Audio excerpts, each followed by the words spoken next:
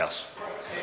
The Honourable Ruth Dyson. Mr Speaker, thank you very much. That was indeed a brief call. In fact, I don't recall ever having heard a speech from that member which had so few words in it, and I was quite disappointed actually, because his contributions to the House are usually very, very interesting. I'm like the member. That Minister is no longer the Minister of Transport, is he? No, so I won't bother responding to that. It gives me great pleasure to speak in this reading of the Marine Legislation Bill, but before I get on to the substance of the bill, I just want to make a brief comment, Mr Speaker, in regard to the member, not who just resumed his speech, but to the national member who previously contributed to this debate, Chris Ockenbold, who in the recent parliamentary recess announced that he wasn't seeking re-election. And I just want to take the earliest opportunity to say that he has made many substantial contributions to this House in a way that I think should inspire others, in a way that sticks to policy issues rather than individual personal attacks. I think he's made some very thoughtful contributions. He almost outbeat Maurice Williamson in his contribution on the Marriage Equality Bill. It was a bit neck and neck at one stage, but his contribution will be missed by me and I'm sure many others in the House. Pardon? That's correct. Mr Speaker, this bill that we're discussing, the Marine Legislation Bill, has been split into two parts. So the first bill is the Maritime Transport Amendment Bill, and the second one is the Exclusive Economic Continental Shelf in brackets Environmental Effects Bill. In regard to the first one, the Maritime Transport Amendment Bill, I'm very pleased that Labor is able to support this bill. It is puzzling, though, to figure out why a bill that is not only so straightforward and in many respects without controversy, where I think perhaps the unanimous support of the House has been indicated, and it does such important things in terms of the protection not just of our maritime safety but also of our taxpayer base, why it has taken so long to get through. I'm sure if the Honourable Maurice Williamson was still running this portfolio, it would have been well and truly done and dusted. I can remember in previous parliaments the Honourable Maurice Williamson ramming legislation through the House because it was so important to get through in a hurry. We discussed during that legislation a number of times plimsoll lines. I remember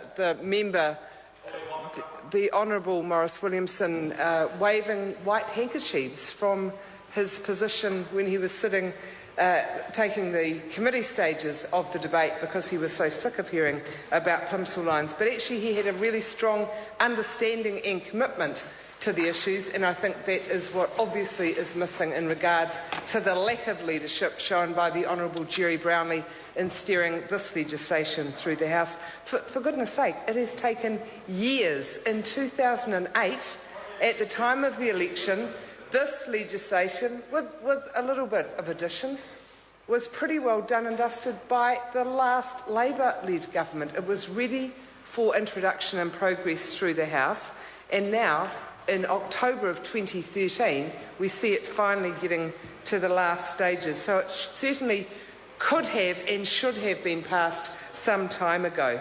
It is a bit of an indication, really, at the lack of management, not just the lack of vision, but the lack of management of this government, of the legislative process, and of course that's reflected in the lack of support of our citizens and management of our country as well.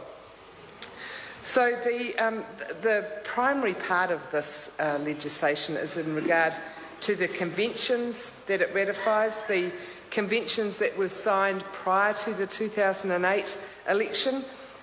If the government had got on with the legislative work that we're now doing now, we would never have got into the difficulty with the RENA owners that we got into. The taxpayer base would have been protected, and I'm sure that every National Party member would be happy going up and down the country saying they are the party who is interested in protecting the taxpayer and ratepayer base of New Zealand, but in regard to this very simple piece of legislation where there's no political opposition and lots of good reasons for supporting it, they left the taxpayer dangling. We ended up with a taxpayer bill of over $50 million as a result not of the RENA running aground, but as a result of the national government not implementing this legislation, which would give us the base for clear liability, for putting the costs where the liability occurs. And because this government, the national government, had not progressed this legislation, New Zealand taxpayers ended up with an unnecessary bill of $50 million. So thank goodness we are now at last getting this legislation passed, but in regards to the taxpayer debt on the RENA, it's too little and it's too late. The Crown did, of course, negotiate more than the original liability, but that negotiation in itself cost a huge amount of money. We can't just send in people who have got nothing better to do with their time and negotiate with people who own these ships, who have run aground, who are desperate to save hold on to their money. We need skilled negotiators, and they cost the New Zealand public a lot of money. So I would have loved to have heard an apology from one of the national members contributing to this debate, an apology to the New Zealand ratepayers for wasting $50 million of our money, which could have been much better spent in any number of activities that we know is in need within our own communities. But instead, no, the government had other priorities, more important to sell state assets, Mr Ross? Something important like that? Perhaps stop the right of New Zealand family members to take a discrimination case through the proper legal process in New Zealand if they're caring for family members. That's another thing that the government found urgency and priority to, and put ahead on the legislative timetable so that this bill has been languishing for that length of time.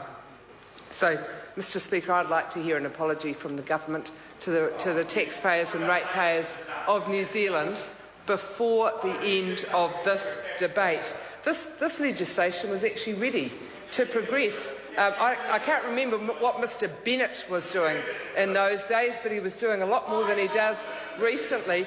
5 years, and we're only getting to this bill in October 2013. The bill was ready to progress. The member should know that if he'd done any homework, which doesn't seem likely from his minimal contribution, he would have known that.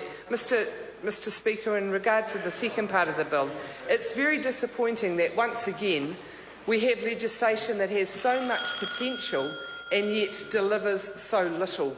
This legislation amends the Exclusive Economic Zone and Continental Shelf Act.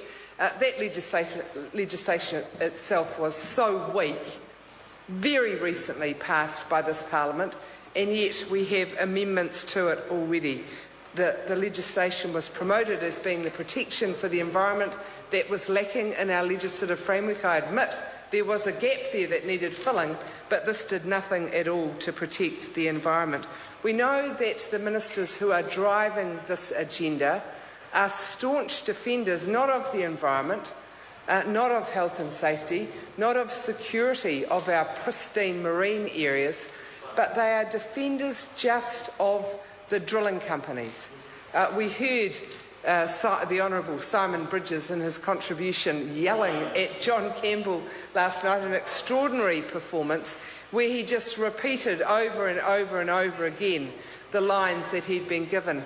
Mr Speaker, that was not just dismissive of John Campbell. I suppose when you put yourself in a position as a journalist in an interview like that, you may expect pretty robust debate, but actually it was offensive to the people of Kaikoura, the people who for the first half of that program expressed their high levels of anxiety and their lack of trust in the national government, the government actually that those very same people have voted for, the very people who voted for Colin King to be their Member of Parliament, now saying we don't trust the national government. They'll look at this legislation and their fears will be realised. So with reluctance, we're opposing a wasted opportunity to improve protection of our exclusive economic zone and certainly supporting the first part of the legislation. I call Simon O'Connor. Speaker, as I've been listening to the speeches